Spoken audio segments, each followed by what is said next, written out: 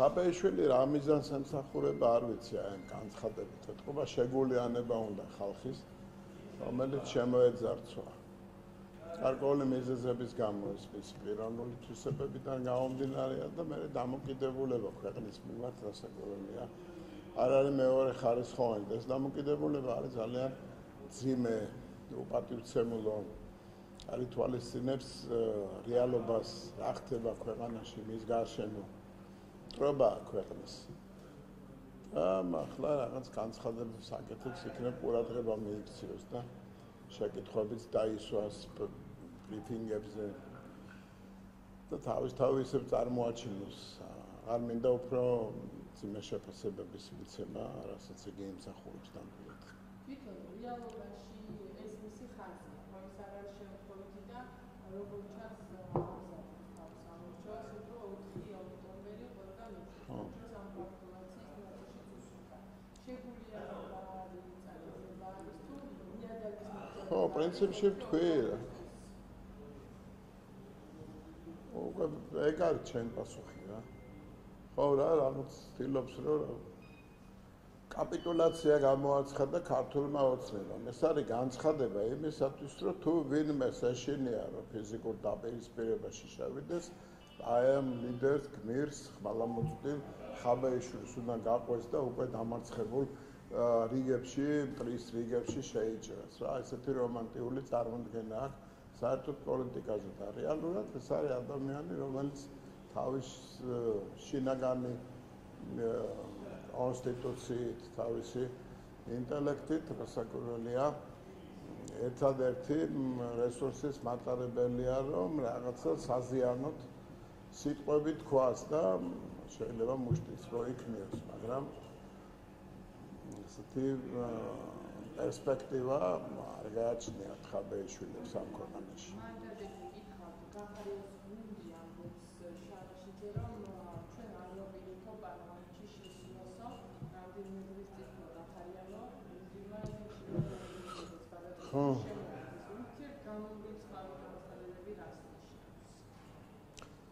რთულია იცით ეგეთ მდგომარეობაში რომ ჩავარდები პოლიტიკური სუბიექტი რო ქვია პრემიერ-მინისტრი რო იყავი შინაგან საქმეთა მინისტრი რო იყავი ძალიან ბევრი ბნელი საქმეები რო ამოვიდა ზედაპირზე რო ყველამ დაინახა რა ნაბიჯები გადადგმისათვის რო ქვეყანა დაგეზიანებინა აი ამ ვითარებაში აი ამ ფონზე პარლამენტში მუშაობა საკმაოდ რთულია უნდა მოხვიდე შენობაში ჟურნალისტებს პასუხი უნდა გასცე თეზრიგ საკითხებთან დაკავშირებით კომისიაზე პასუხებისათვის რასაკვირველია ბევრი არ არის მზად მაგრამ მით უმეტეს მზად არ არის რომ პარლამენტში შემოვიდეს და ამ ტრიბუნიდან ილაპარაკოს ასე რომ მე ვფიქრობ შეგნით ამ თემაზე დისკუსიები მიმდინარეობს საერთოდ ზოგადად ნორმალურ ქვეყანაში პარლამენტია სწორედ ის ადგილი სადაც მწვავე დაპირისპირებებიც კი უნდა ხდებოდეს მაგრამ გააჩნია ვინ ამბობს ამას როდესაც ამბობს ამას გახარია რომელიც ერთ-ერთ ყველაზე კრიტიკულ მომენტში ქვეყნისათვის გადადგა ის ნაბიჯი რომელიც ქვეყნის დაზიანებისკენ იყო მიმართული რასაკვირველია მე დემოკრატიისკენ სწრაფა მისი არ დაიჯერება მაგრამ ზოგადად წესი ესეთია პოლიტიკური სუბიექტები უნდა ბრძოლობდნენ პოლიტიკურ ველზე და პარლამენტი ამისთვის არის საუკეთესო ადგილი და ამ შემთხვევაში იმ არ რა თქვა ამ რა განცხადება გააკეთა შეთანხმებულები არიან თუ არ არიან შეთანხმებულები რასაკვირველია ამაზე მე ვერ ვიმკითხავი არა სირთულეს ის წარმოადგენს თუ არა ესეც ამბობ ფორმეულებს ეგნეს სამსვლიანობებს და პოლიტიკოს ერთ-ერთი თავი რაც თქვა არის პრინციპულობა ხო კარგი ეგ შენი პასუხი მე რო ვიქნები ჟურნალისტი და შენ ეგრე გაეცი პასუხი მაგრამ მაგაზე გითხარი პრინციპში რა არც ეს პოლიტიკა არ არის ზოგადად სვლიან თავის პოზიციებს არ სვლიან თავის პოზიციებს არის აქ მეორე ხარისხოვანი იმასთან შედარებით რას უპირებდნენ სახელმწიფოს და რისი გაკეთებაც მათ სურდათ ეხლა ისინი შემოვლენ თუ არ შემოვლენ პარლამენტში არის მეორე ხარისხოვანი საკითხი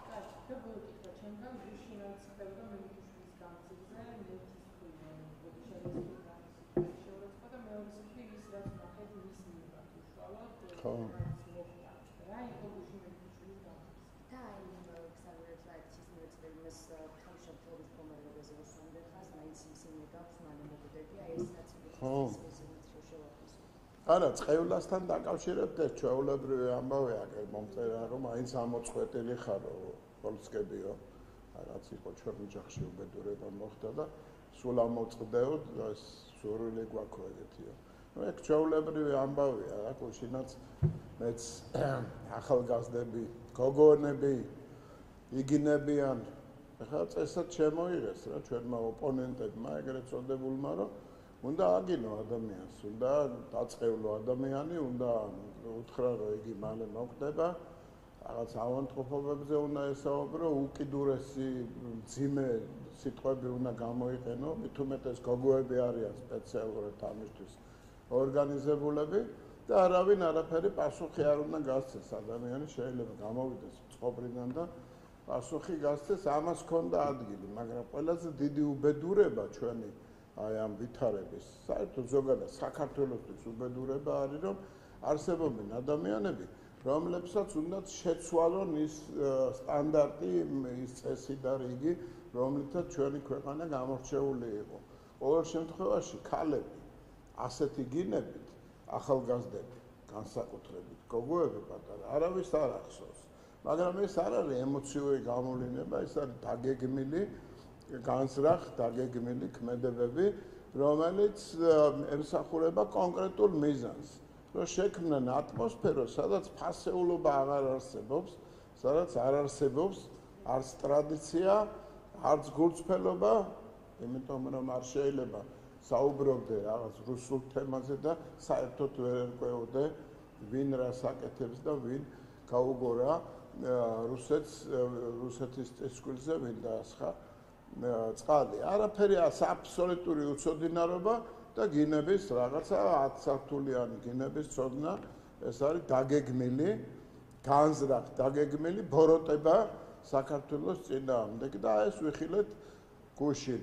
ტიტუშკებიც ვიხილეთ ახალგაზრდა ბრგებიჭები, რომლებიც კეტავენ მოძრაობას და უფროს ადამიანებს აგინებენ, ცუდი სიტყვებით ელაპარაკებიან და ფიზიკური ანგარიშტორებით ემუქრებიან. სპეციალურად კეთდება ეს ყველაფერი, რომ პოლიციამ ხელი გამოიღოს, იქ დაპირისპირება შეიქმნას ვიღაცა დააკავონ, შემდეგ ამაზე ისაუბრონ, რომ ის არ უნდა დაეკავებინათ ვინაიდან სამშობლოსათვის იბრძვის და ასე შემდეგ. ეს არის გეგმა და ამ გეგმის ერთ-ერთი მონაკვეთი ეპიზოდი ვიხილეთ გუშინ. შევაფასე უკვე რა. კიდე ახლიდან გედა შევა. ხო. როგორც გაიგეთ?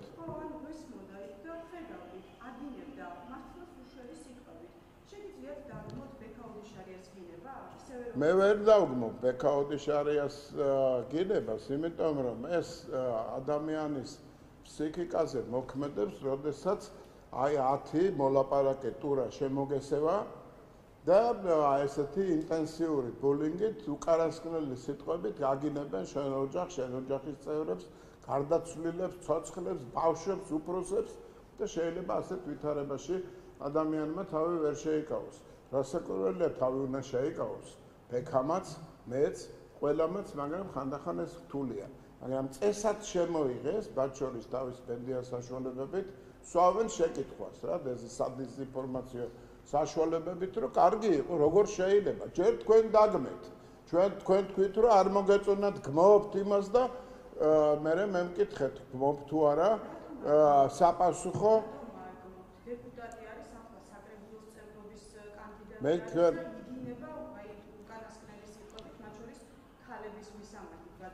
მე გიპასუხეთ უკვე, თქვენ ხართ მიკერძოებული სადეზინფორმაციო საშუალების წარმომადგენელი და აქედან გამომდინარე, ჩემი პასუხი არ მოგეწონათ, რასაკვირველია.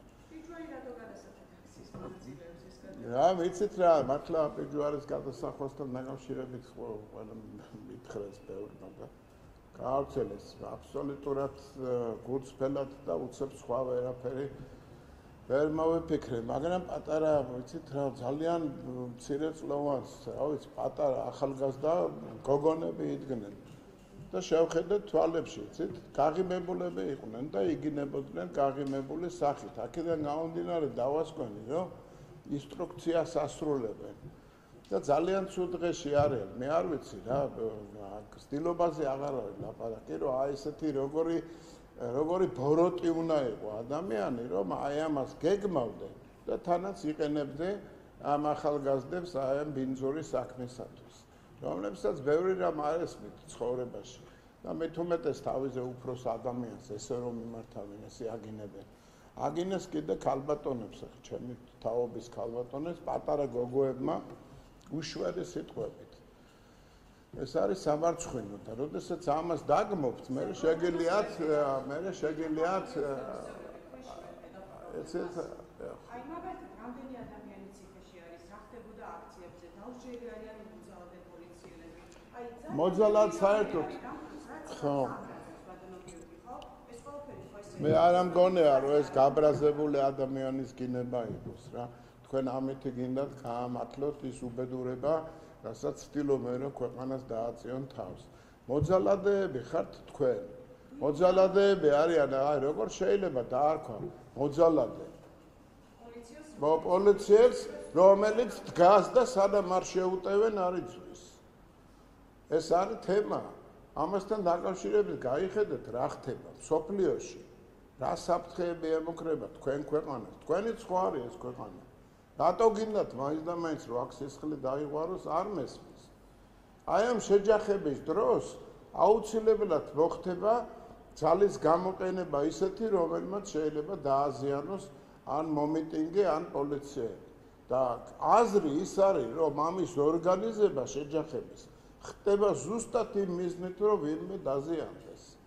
და შემდეგ თუ კი მოძალადეს პასუხს მოთხოვ, თუ გინდა იმ ცეცხლის ანთებისთვის, იმ ჩემო თახში, მაგრამ სამუშაო თახში ცეცხლის გაჩენისათვის კიდე კარგი ადამიანები იყვნენ, იქ დროზე ჩააქრეს, ხო?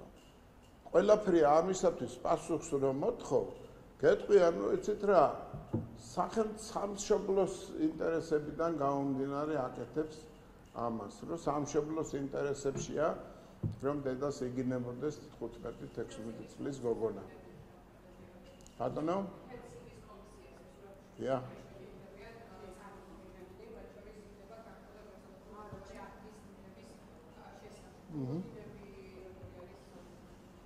ახლა შემსრულებლები მონაწილეები აი ამ თეატრის სპექტაკლის იგივეები არიან.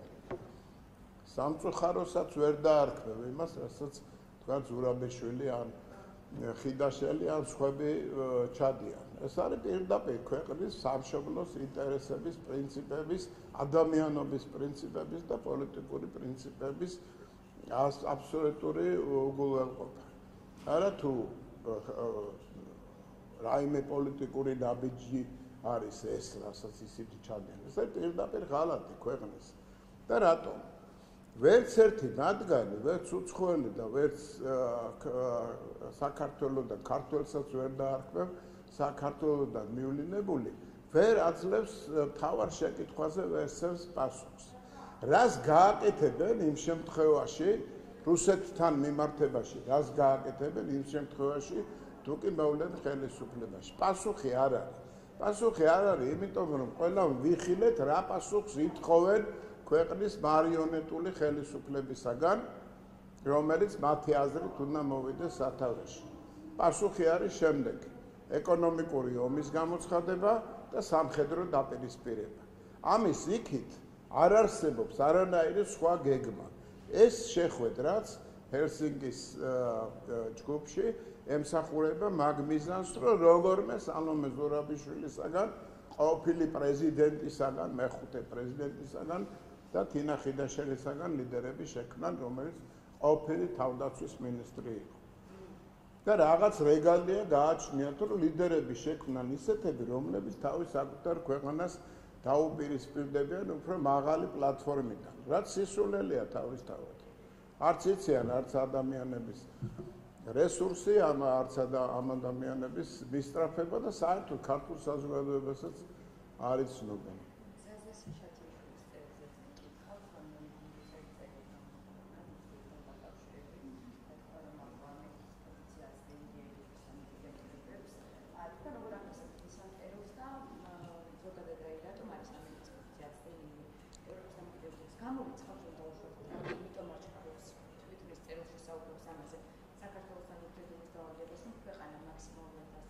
და მოლაპარაკებების შემთხვევაში ცვლილებებში ყოფ ქვეყანას ესაუბროს. მე საერთოდ არ გამოურიცხავ იმას, რომ ნებისმიერი ქვეყანა, ამერიკის შეერთებული შტატები, რუსეთი, ჩინეთი, ევროკავშირის ნებისმიერი ქვეყანა თავის ინტერესებიდან მოქმედებს და ეს ინტერესები არ ითვალისწინებს იმას, თუ რას განვიცდით ან საზოგადოება რამ მდგომარეობაშია საქართველოში ან ნებისმიერ სხვა ქვეყანაში. ამას არ გამოურიცხავ. არც ის არ უნდა გამოურიცხოთ, რომ არსებობენ დიდი ოლიგარქიული ოჯახები, რომლებიც უშველებელ კაპიტალს ფლობენ და რასაკვირველია გავლენები აქვთ პოლიტიკურ წრეებშიც.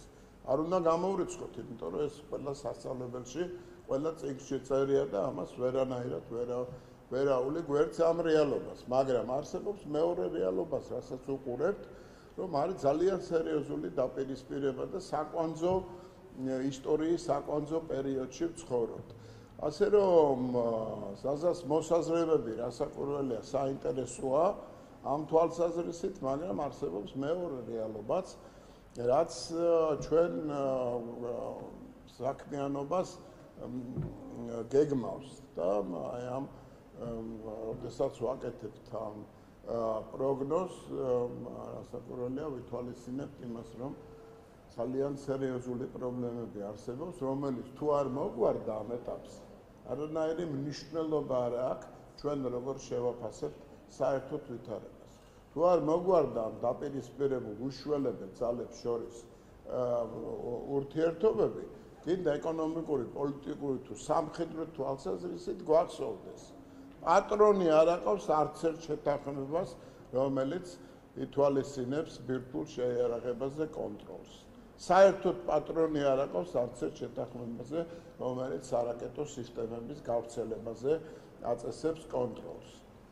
აქედან გამომდინარე ვუშვებთ იმას, რომ რაღაც ისტორიის ამ მონაკვეთში გაურკვევლობა, გარკვეულ საკითხებში გაურკვევლობა განაპირობებს ინერტულობას საქართველოსთან მიმართებაში.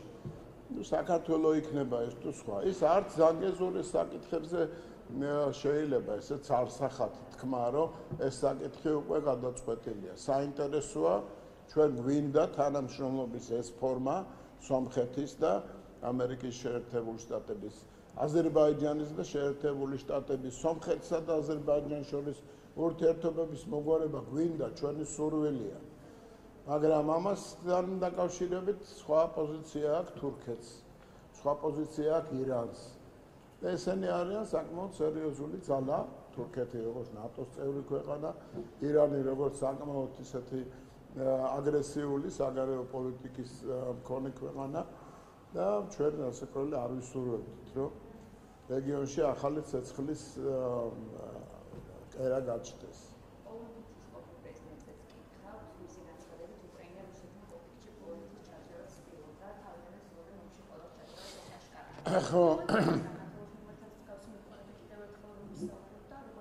ახლა პრეზიდენტ დუდას ვერანაირად ვერ დააბრალებ, თუმცა კაჩინსკის პარტიიდან არის, ვერ დააბრალებ, რომ რაღაც რუსულ ინტერესებს ატარებს. და საერთოდ ის თუ უკრაინის პოზიციას ვინმე უპირისპირდება, ეს იმას არ ნიშნავს, რომ რუსეთის პოზიციას იზიარებს. დუდა არის ადამიანი, რომელმაც პრეზიდენტობის პერიოდში რაც თქვა, რაც ვერ თქვა, ეხლა აშკარად ამ თემაზე დაიწყო საუბარი.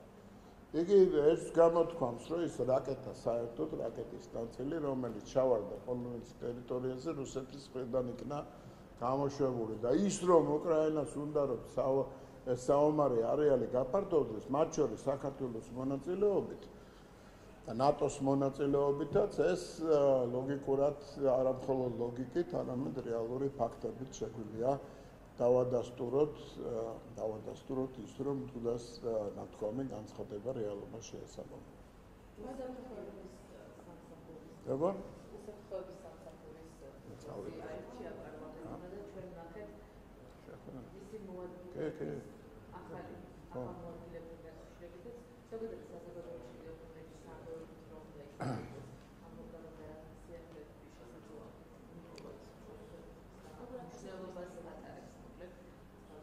არა, ზოგადად ამ საკადრო შემადგენლობით ვფიქრობ უსაფრთხოების სამსახური შეინარჩუნებს იმ სტაბილურობას, რაც მას ახასიათებდა და ამავე დროს განავითარებს ყველა მიმართულებით თავის ძალისხმევას, რათა ნებისმიერი სამსახური, ნებისმიერი ქვედანაყოფი იყოს მუდმივად ჩართული აი ამ პროცესებში, რასაც საკუთარი ქვეყნის დაცვა ქვია. ყველა მამუკას ხელმძღვანელობით არიან ადამიანები, მაღალი პროფესიონალური ინტელექტუალური მონაცემების ადამიანები და მე ვფიქრობ ამ ურთულეს სიტუაციაში, რომელიც ჩვენ რეგიონს და მსოფლიოს ახასიათებს, კვლავ მოწოდების სიმაღლეზე იქნებიან და კვლავ გააძლიერებენ უფრო მეტად აი ამ სამსახურის ყველა ქვედანაყოფის მუშაობას. აუცილებელია გაძლიერება, მთელი რიგი საკითხებია, კორუფციიდან დაწყებული, ტერორიზმთან ბრძოლაზე დამთავრებული. დარწმუნებული უნდა ვიყოთ, რომ წარმატებულები იქნებიან. სამ შეკითხვას დაგიშვამ. პირველი მინდა ვკითხოთ იმპაკაციასთან დაკავშირებით. გუშინ გამოუშვეს ერთ-ერთი პატიმარი ბოლოს აქციების დროს დაკავებული პატიმარი უდანაშაულო ცნურის სასამართლომ, თუმცა მის საქმეში არსებობდნენ სრულმოწმე პოლიციელები, რომლებმაც ჩაუდეს მას ნარკოტიკი და ვერ დამტკიცდა, რომ ეს ნარკოტიკი ნამდვილად იმპაკაციას ეკუთვნის. გამოძიება უნდა დაუწყოს თუ არა პოლიციელებთან დაკავშირებით, იმიტომ რომ იმპაკაცია არც მე დარწმუნებული ვარ, რომ შიდა მოკვლევა იქნება იმასთან დაკავშირებით, რაც მოხდა, იმიტომ რომ ეს საკითხი საეჭვოდ გახადა პროკურატურა, ვფიქრობ აპროტესტებს არა განსაკუთრებულად თუ არა არ ვიცი მე ამასთან დაკავშირებით. ზოგადად სასამართლოს სისტემა დავახასიათოთ, იცით, როდესაც სასამართლო იჭერს სიმკაცრეს დანაშაულის ჩამდენების მიმართ, აქ არის ძალიან სერიოზული ისტერიკა ტყდება, მათ შორის მედია საშუალებებში, არის ლანძღვაგინება, წყევლა ბავშვების, მოსამართლეების, ოჯახების და ასე შემდეგ. თუ კი მოსამართლემ გადაწყვიტა, რომ ვინმე არ არის დამნაშავე, ეს იმას არ ნიშნავს, რომ მან დანაშაული არ ჩაიდინოს, შესაძლოა დიდი ალბათობით მტკიცებულებათა ერთობლიობამ ვერ დააწმუნა მოსამართლე ამ კაცის დანაშაულში. არა, და ამასთან დაკავშირებით დაატყდება ახალი პროპაგანდისტული ტალღა, რომ თუ ვერ დაამტკიცა, თუ მოსამართლემ ჩათვალა, რომ ადამიანი უდანაშაულოა, მაშინ რატომ არ სჯიან მეორე მხარეს, ვინც ეს ვერ დაამტკიცა. ეს არის საერთოდ სასამართლოს სისტემის, აზრის, არსის უგულველყოფა. ესე იგი, დაცვამ თუ აჯობა ბრალდებას, თქვენ მეგაჩნიათ, რომ თუ წააგო ბრალდება, უნდა დაისაჯოს. ესეთი არა, ეს არა, რატოა ცრომოწმე პოლიციელი ამბობს, რომ ეს მოხდა ფაქტი, ესეთი იყო, მაგრამ არ არის საკმარისი რაოდენობის მტკიცებულება. მე არ ვიცი, თქვენ იცნობთ საქმე საერთოდ? თუ იცნობთ, მაშინ კითხეთ. იმას არა, მე მეუნებ თქვენზე კარგად იცნობს. მე პრინციპზე გელაპარაკებით, იმ დემაგოგიაზე, სამარცხვინო დემაგოგიაზე, რომელიც გააჩნიათ ამ ეგრეთ წოდებულ უსამშობლოებს. ხო.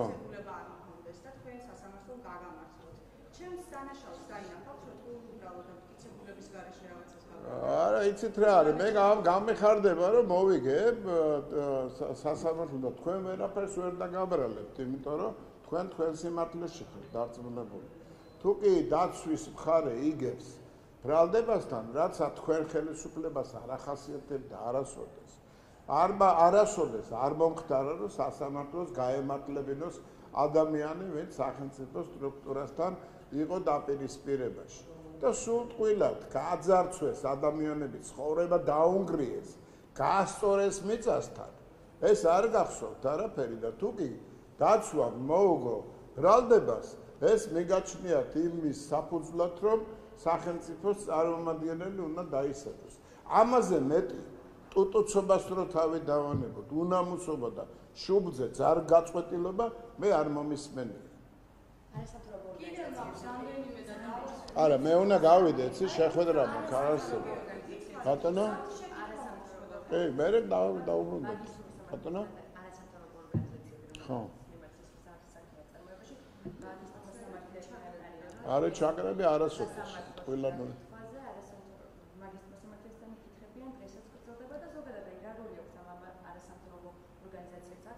ზოგადად როგორ შეფასებთ მიმდინარე პროცესზე? იცით, მიმდინარეობს დავა, მიმდინარეობს გამოძიება. წინასწარ რომ თქვა ის რა სასამართლო რა გადაწყვეტილებას გამოიტანს, მე ამის შესაძლებლობა არ მაქვს. არ ვიცი, მაგრამ ფაქტია, რომ თუ მაცლი გეტყვი. მე წინასწარ ვერ განსაზღვრავ რა დონით, რა დოზით და საერთოდ დანაშაული არის თუ არა ჩადენილი სასამართლოს რაკურსიდან. თორე მე როგორც მოქალაქე, არა როგორც პოლიტიკოსი, ყოველდღიურად ხედავდი იმას, თუ რას აკეთებდნენ არასამთავრობო ორგანიზაციები. ათეულობით მილიონი დოლარი დახარჯეს არჩევნების წინა პერიოდში, იმის იქითა პერიოდში, რათა მობილიზება გაეკეთებინათ ამ ექსტრემისტებისათვის და პოლიტიკური მხარდაჭერაც მათი მხრიდან, რაც აბსოლუტურად არ შედის მათ მოვალეობაში და ამოცანებში არაერთხელ გამოხატეს. მიტინგები მოაწყვეს. ხელისუფლებასთან ფიზიკური დაპირისპირებისაკენ მოუწოდებდნენ ახალგაზრდებს. შექმნეს დროებითი მთავრობის შემადგენლობა არასამთავრობოებისაგან. ანუ პირდაპირ ჩაერთნენ პოლიტიკურ პროცესებში დაფინანსებულები, უშველებელი ფინანსური და პოლიტიკური რესურსით ზურგ გამაგრებულები. ახლა იქ ხუთი ჩაჩქანი იყიდა ერთმა თუ აეწინაღი მეორე მორიცალი, ამას უკვე არაფერი მნიშვნელობა არ აქვს ესენი რას ამბობენ. თავარია რომ არც იმას ამბობენ რა თანხა შემოუვიდათ, არც იმას ამბობენ რა პროგრამა განახორციელეს და რასაც ამბობენ ფიზიკურად და სიტყვიერად ის ჩვენ ვიხილეთ აგერ თბილისის ქუჩებში ცეცხლი რო ენტო და პიროტექნიკას რო ისროდნენ ის ვიხილეთ უკვე. ეხლა ამასთან დაკავშირებით იქნება დავა, ბრალდება იქნება, დაცვის მხარე იქნება და იმედია სამართლიანი გადაწყვეტილებაც იქნება მიღებული. რაც შეეხება მოსამართლესთან დაკითხოს, ეს მათი უფლებაა და რასაკვირველია ამ უფლების გამოყენების სრული საშუალება აქვთ. დიდი მადლობა, წილასწარ მინდა მადლობა გადაგიხადოთ.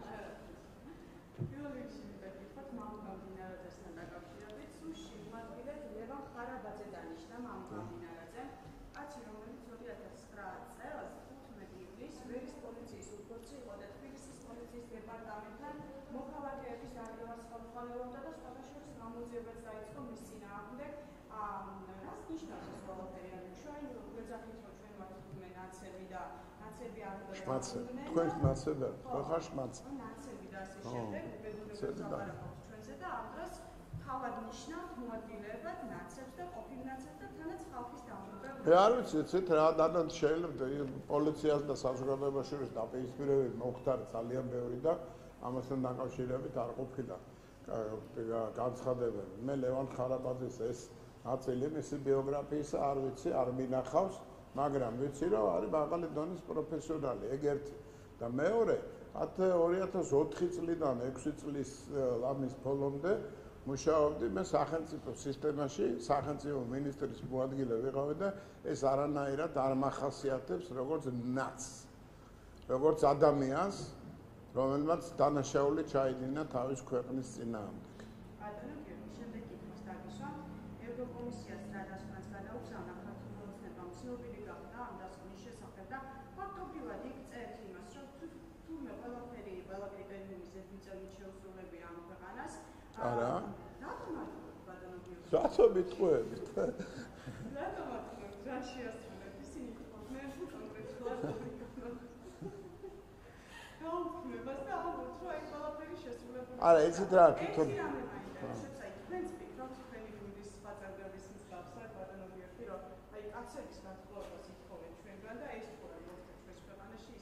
ეხლა უტრირებულია, იცით რა, არის საოცრება ხდება. ჩვენ ვამბობთ, რომ LGBT პროპაგანდისგან უნდა დავიცვათ.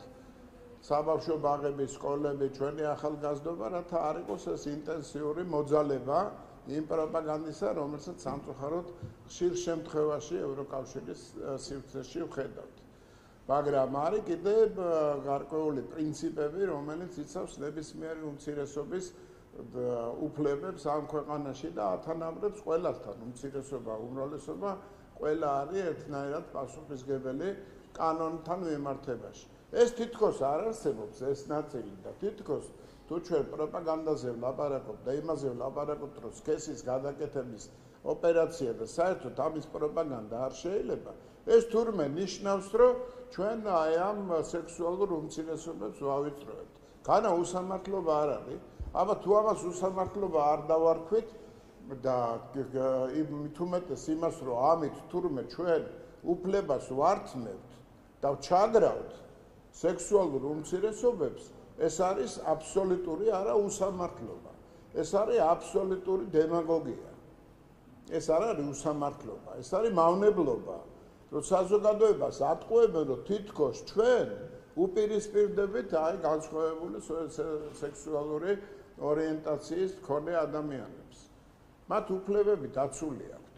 ამ კანონით მათი უფლებები არ ირღვევა და შენ გეუბნებია, რომ ამ კანონით ირღვევა უფლებები. როგორ შეიძლება ბავშვებს სკოლაში უნდა უთხრა, რომ სქესის შესაძლებელი აქვთ. თუ შენ გძნობ, რომ სახლობანას თამაშის დროს დედის როლის შესრულება უფრო მოგწონს ვიდრე მამის, ესე იგი შენ მიდრეკილება გაქვს და მოდი ბარემ ოპერაციასაც გაგიკეთებ. ამის აკრძალვა, რაც რეალობაა, ხედავთ, ხო? არა მარტო ევროპაში, ჯერ ამერიკის შეერთებულ შტატებში ყველა სკოლიდან არ გაუტანიათ ეს პროპაგანდა. მიუხედავად ახალი ადმინისტრაციის მკაცრი პოზიციის.